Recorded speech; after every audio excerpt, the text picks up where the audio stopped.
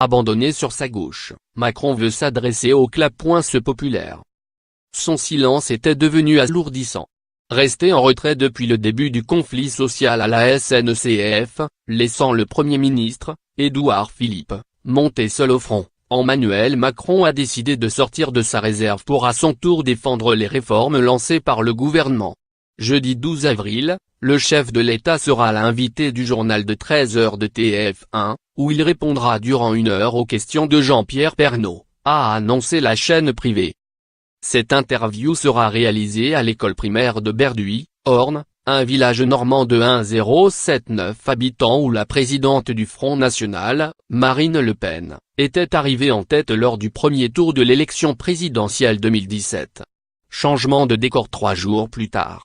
C'est aux questions de Jean-Jacques Bourdin et Edoui Plenel qu'il répondra, lors d'une émission exceptionnelle dimanche 18 avril, retransmise à 20h35 à la fois sur BFM TV, RMC et le site Mediapart.